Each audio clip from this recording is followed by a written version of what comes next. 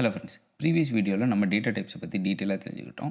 இந்த வீடியோவில் நம்ம டிடிஎல் ஸ்டேட்மெண்ட்ஸ் அதை பற்றி டீட்டெயிலாக தெரிஞ்சுக்கலாம். ஃபர்ஸ்ட், டிடிஎல் ஸ்டேட்மெண்ட்ஸ் அப்படின்னா என்ன? Data definition language. இந்த நேம்லேயே இருக்கு இல்லையா, ஒரு டேட்டாவை நம்ம என்ன விதத்தில் எப்படி நம்ம டேட்டா பேஸில் ஸ்டோர் பண்ணோம் அப்படின்றதுக்கான இன்ஸ்ட்ரக்ஷன்ஸை நம்ம டேட்டா பேஸ்க்கு பாஸ் பண்ணுறது தான் டேட்டா டெஃபினிஷன் லாங்குவேஜ். அதாவது ஒரு டேபிள் எப்படி இருக்கணும், ஒரு டேபிளோட ஸ்ட்ரக்சர் எப்படி இருக்கணும், அதில் எவ்வளோ காலம்ஸ் இருக்கணும், ஒவ்வொரு காலமுக்கு என்ன சைஸ் இருக்கணும், இந்த மாதிரி விஷயங்கள் எல்லாத்தையும் நம்ம டிஃபைன் பண்ணுறது தான் டேட்டா டெஃபினிஷன் லாங்குவேஜ். இதில் நம்ம என்னென்ன விஷயங்கள் பண்ணுவோம் அப்படின்னா, கிரியேஷன், அப்டேஷன், டெலிஷன், இந்த மாதிரி விஷயங்கள் எல்லாமே நம்ம பண்ணுவோம். ஓகே, நான் இப்போ டேபிள் ப்ளஸ் ஓப்பன் பண்ணிவிட்டேன். அதில் MySQL கனெக்ட் பண்ணியிருக்கேன். நான் இதில் ஒரு புது ஸ்கிரிப்ட் இந்த மாதிரி கிரியேட் பண்ணிக்கிறேன். ஓகே, நம்ம என்ன ஆப்ரேஷன்ஸ் பண்ணோம்னாலும் நமக்கு ஒரு டேட்டா பேஸ் வேணும் இல்லையா. MySQL அப்படின்றது டேட்டா பேஸஸை க்ரியேட் பண்ணக்கூடிய ஒரு சர்வர் மாதிரி. அங்கே நம்ம நிறைய டேட்டா பேஸஸ் க்ரியேட் பண்ணிக்க முடியும். இப்போ ஃபஸ்ட் நம்ம ஒரு டேட்டா பேஸ் க்ரியேட் பண்ணுவோம். அது மூலமாக ஒவ்வொரு ஸ்டெப்பாக நம்ம டீடெயில்ஸ் பற்றி தெரிஞ்சுக்கலாம். ஃபஸ்ட் நம்ம தெரிஞ்சுக்க வேண்டிய ஸ்டேட்மெண்ட் கிரியேஷன். ஒரு டேட்டா பேஸை க்ரியேட் பண்ணுறது எப்படி? கிரியேட் அப்படின்ற கீவேர்டு யூஸ் பண்ணிவிட்டு என்ன நம்ம க்ரியேட் பண்ண போகிறோம்? ஒரு டேட்டா பேஸ் க்ரியேட் பண்ண போகிறோம்.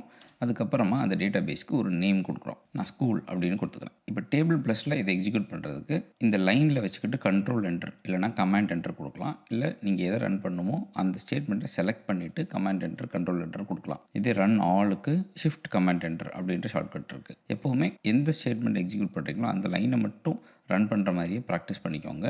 Shift command enter, shift control enter use பண்ணாதீங்க. ஏன்னா ஆக்சிடென்ட்டில் ஏதாவது delete ஆப்ரேஷன்ஸ்க்கான கமெண்ட் இதுக்கு பக்கத்தில் எங்கேயா வச்சுருந்தீங்கன்னா தெரியாமல் அதுவும் delete ஆயிரும். ஸோ லேர்ன் பண்ணும்போதே ப்ராக்டிஸ் பண்ணுறதே அந்த லைனை மட்டும் எக்ஸிக்யூட் பண்ணுற மாதிரியே நீங்கள் ப்ராக்டிஸ் பண்ணுவாங்க. இப்போ நான் கமாண்ட் என்டர் கொடுக்குறேன். விண்டோஸ்லனா கண்ட்ரோல் என்டர். இப்போ பாருங்கள் query 1 ஓகே, 1 row affected அப்படின்னு வந்துருச்சு. அதாவது ஒரு டேட்டா பேஸ் நம்ம கிரியேட் பண்ணிட்டோம். இப்போ இந்த ஐகான் இருக்குல்ல, இதை கிளிக் பண்ணிங்கன்னா லிஸ்ட் ஆஃப் டேட்டா பேஸஸ் பார்க்க முடியும். இங்கே பார்த்தோம்னா டிஃபால்ட்டாக இருக்கிற நிறைய டேட்டா பேஸ் இருக்குது. அது கூடயே நம்மளோட ஸ்கூல் அப்படின்ற டேட்டா பேஸும் இருக்குது. பை டிஃபால்ட்டாக நம்ம எழுதுகிற எல்லா குறியுமே ஏதாவது ஒரு டேட்டா பேஸ் பெர்ஸ்பெக்டிவில் தான் ரன் ஆகிட்டு இருக்கும். இப்போ நம்ம கேஸில் இந்த சிஸ்டம் டேட்டா பேஸ் பெர்ஸ்பெக்டிவில் தான் ரன் ஆகிட்டு இருக்கும். இப்போ நம்ம என்ன பண்ணோம்னா இந்த டேட்டா பேஸை செலக்ட் பண்ணோம். அதை செலக்ட் பண்ணால் தான் இனிமேல் நம்ம ரன் பண்ணுற கொரியெல்லாம் அந்த டேட்டா பேஸ் பெர்ஸ்பெக்டிவில் ரன் ஆகும். அதாவது ஏதாவது டேபிள்ஸ் கிரியேட் பண்ணோம்னா அதுக்குள்ளே கிரியேட் ஆகுறது, இந்த மாதிரி விஷயங்கள்லாம் நடக்கும். ஸோ ஒரு டேட்டா பேஸ் க்ரியேட் பண்ணதுக்கு அப்புறமா எதர் நம்ம இங்கே போயிட்டு இந்த ஸ்கூல் அப்படி செலக்ட் பண்ணிட்டு ஓப்பன் கொடுக்கலாம். அப்படி இல்லைனா query மூலமாக பண்ணுறதுக்கு யூஸ் அப்படின்ற கீவேர்டு யூஸ் பண்ணுவோம். இங்கே யூஸ் கொடுத்துட்டு எந்த டேட்டா பேஸை நம்ம யூஸ் பண்ணணுமோ அந்த டேட்டா பேஸோட நேமை இங்கே யூஸ் பண்ணால் போதும். இப்போ இதை செலக்ட் பண்ணிவிட்டு நான் கமெண்ட் என்டர் கொடுக்குறேன். இப்போ பாருங்கள் அந்த டேட்டா பேஸை நம்ம செலக்ட் பண்ணிட்டோம். அந்த டேட்டா பேஸை செலக்ட் பண்ணிட்டோமா அப்படின்னு கன்ஃபார்ம் பண்ணணும் அப்படின்னா செலக்ட் அப்படின்னு சொல்லிட்டு ஒரு கமெண்ட் இருக்குது. இது டிடிஎல் ஸ்டேட்மெண்ட்ஸில் வராது. இருந்தாலும் இப்போதைக்கு ஜஸ்ட் செலக்ட்னு ஒரு ஸ்டேட்மெண்ட் இருக்குன்னு மட்டும் ஞாபகம் வச்சுக்கோங்க. ஸோ இந்த செலக்ட் அப்படின்னு சொல்லி கொடுத்துட்டு டேட்டா பேஸ் அப்படின்னு சொல்லி கொடுத்து இது ஒரு ஃபங்க்ஷன் மாதிரி இப்படி கால் பண்ணி என்டர் அடித்தோம் அப்படின்னா நம்ம ஆக்டிவாக செலக்ட் பண்ணியிருக்கிற டேட்டா பேஸோட நேம் வரும். இப்படி நம்ம ஸ்கூல் டேட்டா பேஸில் தான் இருக்கோம் அப்படின்றத கன்ஃபார்ம் பண்ணிக்கலாம். இனி எப்படி ஒரு டேட்டா பேஸை நம்ம கிரியேட் பண்ணோமோ அதே மாதிரி டேட்டா பேஸை ட்ராப் பண்ணுறதுக்கான query பார்ப்போம். ட்ராப்னா டெலீட்டு, ட்ராப்புக்கு ட்ராப்பு, எதை ட்ராப் பண்ண போகிறோம், டேட்டா பேஸை ட்ராப் பண்ண போகிறோம், அந்த டேட்டா பேஸோட நேம் என்ன, இந்த மாதிரி கொடுத்தா போதும். இப்போ இப்படி ரன் பண்ணேன் அப்படின்னா பாருங்கள் query 1 ஓகேன்னு வந்துருச்சு. விச் மீன்ஸ் அந்த டேட்டா பேஸ் delete ஆயிடுச்சு. இப்போ இங்கே கிளிக் பண்ணோம்னா பாருங்கள் அந்த டேட்டா பேஸ் இங்கே இல்லை. டேட்டா பேஸை நீங்கள் எப்படி மைண்ட் செட் பண்ணிக்கலாம் அப்படின்னா நம்மளோட சிஸ்டமில் இருக்கிற ஒரு ஃபோல்டர் மாதிரி நீங்கள் அசியூம் பண்ணிக்கலாம். ஆக்சுவலி MySQL அதுதான் பண்ணும். ஒரு ஃபோல்டர் மாதிரி கிரியேட் பண்ணிக்கும். அதுக்குள்ளே நம்ம கிரியேட் பண்ணுற மிச்ச விஷயங்கள் எல்லாத்தையுமே ஃபைல்ஸ் மாதிரி ஸ்டோர் பண்ணிகிட்டே வரும். டேபிள்ஸ் இந்த மாதிரி விஷயங்கள்லாம். அண்ட் இந்த ஃபோல்டருக்குன்னு சொல்லிட்டு நிறைய பெர்மிஷன் செட்டிங்ஸ் அது இதுன்னு சொல்லிட்டு MySQL ஹேண்டில் பண்ணும். ஸோ அதனால் ஸ்ட்ரைட் ஃபார்வர்டாக இந்த டேட்டா பேஸை ரீநேம் பண்ணுறதுக்கெலாம் ஆப்ஷன்ஸ் இருக்காது. வேணால் நம்ம புதுசாக ஒரு டேட்டா பேஸ் கிரியேட் பண்ணி இதில் இருக்கிற டேட்டாலாம் அங்கிட்ட மூவ் பண்ணி அதுக்கப்புறமா இந்த டேட்டா பேஸை ட்ராப் பண்ணிவிட்டு யூஸ் பண்ணலாம். இனி ஆல்டர் அப்படின்னு ஒரு கமெண்ட் இருக்குது. அது இந்த டேட்டா பேஸில் இருக்கிற இன்ஃபர்மேஷன்ஸை ஆல்டர் பண்ணுறதுக்கு நம்ம யூஸ் பண்ணுறது. அதை பற்றி தெரிஞ்சுக்கிறதுக்கு முன்னாடி முக்கியமான 2 விஷயங்களை நீங்கள் தெரிஞ்சுக்கணும். ஒன்று கேரக்டர் செட் அப்படின்ற விஷயம், இன்னொன்று கொலேட் அப்படின்ற விஷயம். கேரக்டர் செட் அப்படின்னா இந்த டேட்டா பேஸ்க்குள்ளே நிறைய டேபிள்ஸ் கிரியேட் பண்ண போகிறோம், நிறைய டேட்டாவை ஸ்டோர் பண்ண போகிறோம். அப்படி ஸ்டோர் பண்ணுற டேட்டா என்னென்ன விதமான டேட்டாவாக இருக்கலாம் அப்படின்றது தான் character set. For example ASCII அப்படின்னு சொல்லிட்டு ஒரு கேரக்டர் செட் இருக்குது. ASCII கொடுத்துட்டோம் அப்படின்னா இங்கிலீஷ் ஆல்ஃபபெட்ஸ் மட்டும் தான் நம்மளால் ஸ்டோர் பண்ண முடியும். கொஞ்சம் எக்ஸ்ட்ரா சிம்பிள்ஸும் நம்ம ஸ்டோர் பண்ணலாம். இந்த மாதிரி நிறைய கேரக்டர் செட்ஸ் இருக்குது. இம்பார்ட்டண்ட்டாக நம்ம தெரிஞ்சுக்க வேண்டியது யூனிகோட் ஃபார்மேட்டில் இருக்கிற கேரக்டர் செட்ஸ். யூனிகோட் ஃபார்மேட் அப்படின்னா ஒரு ஆல்ஃபபெட்டை நம்ம ஸ்டோர் பண்ணும்போது அந்த ஆல்ஃபபெட்டுக்குன்னு சொல்லிட்டு ஒரு யூனிக் யூனிவர்சல் கோட் இருக்கும். அந்த கோட் ஃபார்மேட்டில் தான் டேட்டா பேஸில் போய் இந்த இன்ஃபர்மேஷன் ரைட் ஆகும். ஃபார் எக்ஸாம்பிள் கேபிட்டல் ஏக்கு ஒரு கோட் இருக்கும், ஸ்மால் ஏக்கு ஒரு கோட் இருக்கும், ஒவ்வொரு சிம்பிளுக்கும் ஒரு கோட் இருக்கும். நம்ம இமோஜிஸ் எல்லாம் யூஸ் பண்ணுறோம் இல்லையா, அந்த மாதிரி இமோஜிஸ்க்கும் ஒரு கோட் இருக்கும். இந்த மாதிரி எல்லா கேரக்டர்ஸ்க்கும் ஒரு யூனிக் கோட் இருக்கும். இப்போ நீங்கள் குரோமில் போயிட்டு ஜஸ்ட் நீங்கள் unique code for alphabet A to Z அப்படின்னு சொல்லி சும்மா சர்ச் பண்ணி பாருங்களேன். உங்களுக்கு இந்த மாதிரி வரும். ஏக்கு இதுதான் கோடு, யூக்கு இதுதான் கோடு. இந்த மாதிரி யூனிக்கான கோட்ஸ் இருக்கும். Unique code for smiley face அப்படின்னு போட்டோம்னா பாருங்கள், இந்த மாதிரி கோட்ஸ் வருதா? இந்த மாதிரி ஒவ்வொரு சிம்பிளுக்குமே செப்பரேட்டான கோடு இருக்கும். ஸோ அந்த ஃபார்மேட்டில் ஸ்டோர் பண்ணணும், ஆஸ்கி ஃபார்மேட்டில் ஸ்டோர் பண்ண வேண்டாம் அப்படின்னா கேரக்டர் செட்டு UTF-8 அப்படின்ற ஃபார்மேட்டில் இருக்கணும். இது கொஞ்சம் ஓல்டர் வெர்ஷனாக இருக்கும். நியூவரான நிறைய லாங்குவேஜஸ், நிறைய சிம்பிள்ஸ் இதில் சப்போர்ட் ஆகாது. அதனால் லேட்டஸ்ட் வெர்ஷனான UTF-8 MB4 இந்த வெர்ஷன் தான் ஜென்ரலாக யூஸ் பண்ணுவோம். MySQL டிஃபால்ட்டாக யூஸ் பண்ணுற கேரக்டர் செட்டும் இது தான். ஸோ ஒரு டேட்டாபேஸ் க்ரியேட் பண்ணும்போது நம்ம இது கூட சேர்ந்தே ஒரு கேரக்டர் செட்டையும் டிஃபைன் பண்ண முடியும். பை டிஃபால்ட்டாக MySQL யூஸ் பண்ணுறது UTF-8 MB4 அப்படின்ற ஃபார்மேட். இப்போ மறுபடியும் நம்ம டேட்டாபேஸ் க்ரியேட் பண்ணுவோம். இந்த டைம் நம்ம கேரக்டர் செட்டும் சேர்த்து டிஃபைன் பண்ணுவோம். ஸோ ஜஸ்ட் நான் இங்கே என்ட்ரு கொடுத்துக்கிறேன். கேரக்டர் செட்டுன்னு சொல்லிவிட்டு ஆட் பண்ணிக்கிறேன். ஸோ க்ரியேட் டேட்டாபேஸ், டேட்டாபேஸோட நேம் ஸ்பேஸ் கேரக்டர் செட், என்ன கேரக்டர் செட் அப்படின்றத கொடுக்கலாம். UTF-8 MB4 அப்படின்னு கொடுக்கலாம். நம்ம ஜென்ரலாக query எழுதும்போது சிங்கிள் லைனில் தான் query எழுதணும் அப்படின்னு அவசியம் கிடையாது. மல்டிபிள் லைன்ஸ்லேயும் நம்ம query எழுதிக்க முடியும்.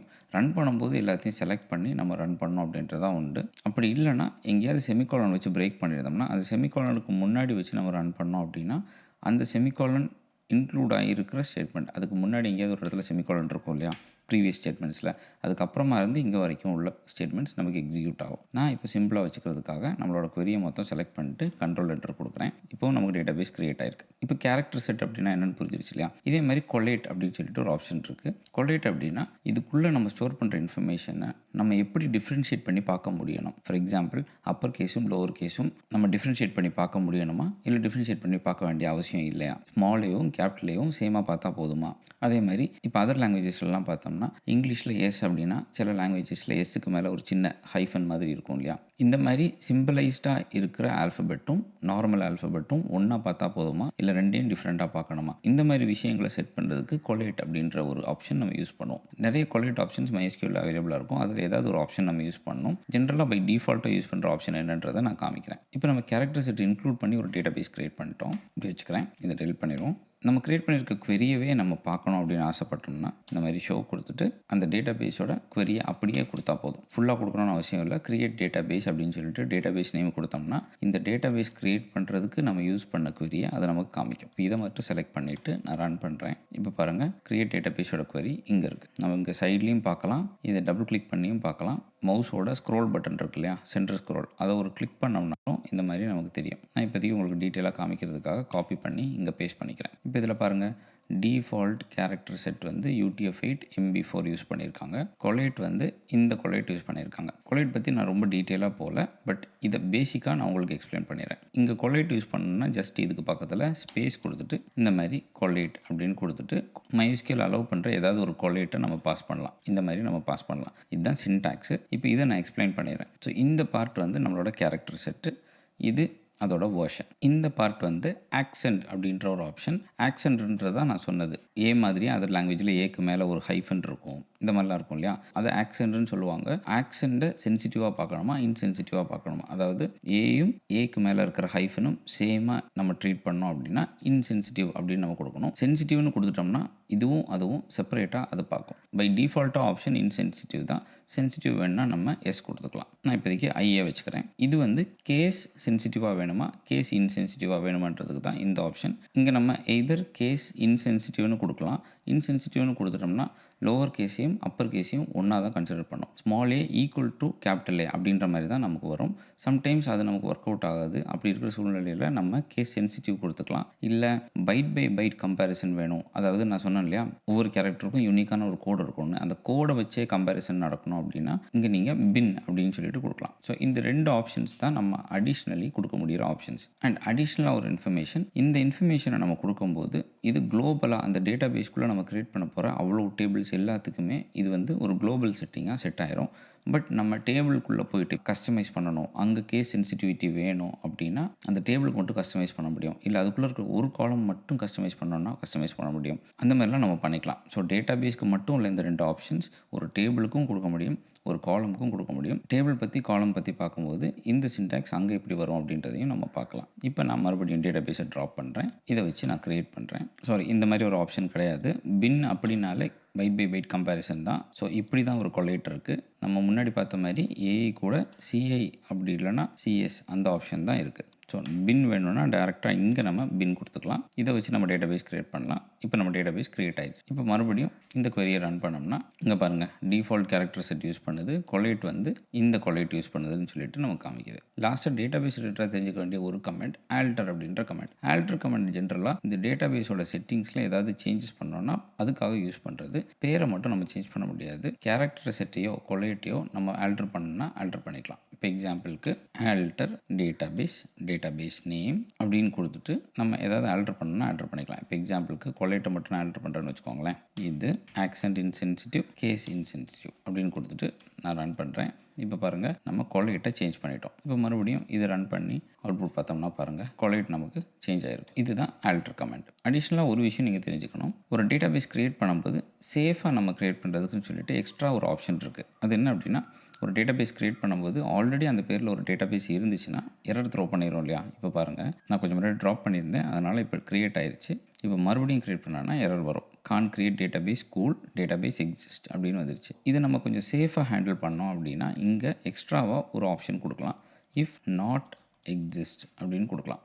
இப்போ நம்ம என்ன சொல்றோம்னா, டேட்டாபேஸ் கிரியேட் பண்ணு, இல்லன்னா மட்டும் கிரியேட் பண்ணு அப்படின்னு சொல்லிட்டோம். இப்போ ரன் பண்ணோம்னா பாருங்க டேட்டாபேஸ் கிரியேட் ஆயிருக்காது. ஏன்னா ஆல்ரெடி இருக்குது. பட் எரர் இல்லாம நமக்கு ரிசல்ட் கிடைக்கும். இதே மாதிரி டிராப் பண்றதுக்கு நம்ம இதோட ஆப்போசிட் யூஸ் பண்ணலாம். இஃப் நாட்க்கு பதிலா இஃப் எக்ஸிஸ்ட் யூஸ் பண்ணலாம். ஒரு டேட்டாபேஸ் இருந்தா தானே நம்ம அதை டிராப் பண்ண முடியும். ஸோ அதை நம்ம செக் பண்ணிக்கிட்டே டிராப் பண்ற மாதிரி. இஃப் இங்க பாருங்க டிராப் டேட்டாபேஸ் இஃப் எக்ஸிஸ்ட் அப்படின்னு கொடுத்துட்டு டேட்டாபேஸ் நேம் கொடுத்துட்டு ரன் பண்ணோம்னா ஃபர்ஸ்ட் டைம் ரன் பண்ணும்போது டேட்டாபேஸ் இருந்துச்சு, ட்ராப் ஆயிருக்கும். எகைன் ரன் பண்ணும்போது பாருங்க எரர் வரல. இப்போ இது ரெண்டையும் மாத்திட்டு சும்மா ரன் பண்ணா பாருங்க can't drop database school database doesn't exist அப்படின்னு சொல்லி வந்துருச்சு. ஸோ இந்த மாதிரி if not exist if exist இது ரெண்டையும் யூஸ் பண்ணி டேட்டாபேஸ் மட்டும் இல்லை டேபிள்ஸ்லையுமே சரி நம்ம சேஃபாக கிரியேஷன்ஸும் டெலிஷன்ஸும் பண்ண முடியும். இவ்வளவுதான் டிடிஎல்ல டேட்டாபேஸ் ரிலேட்டடாக நீங்கள் லேர்ன் பண்ணிக்க வேண்டிய கமெண்ட். அடுத்த வீடியோவில் நம்ம டேபிள்ஸ் கிரியேட் பண்ண போகிறோம். டேபிள்ஸ் கிரியேட் பண்ணும்போது ஆப்வியஸ்லி அதுக்குள்ள நிறைய காலம்ஸ் வரும். அங்கே தான் நம்ம லாஸ்ட் வீடியோவில் பார்த்த டேட்டா டைப்ஸ் எல்லாத்தையும் யூஸ் பண்ணுவோம். அங்கே இன்னும் 1-2 டிடிஎல் கமெண்ட்ஸ் இருக்குது. அதையும் நம்ம சேர்த்து லேர்ன் பண்ணுவோம். ஸோ இந்த வீடியோ உங்களுக்கு ஹெல்ப்ஃபுல்லாக இருந்திருக்கும்னு நினைக்கிறேன். வீடியோ பிடிச்சிருந்துச்சுன்னா மறக்காம வீடியோ லைக் பண்ணுங்கள்.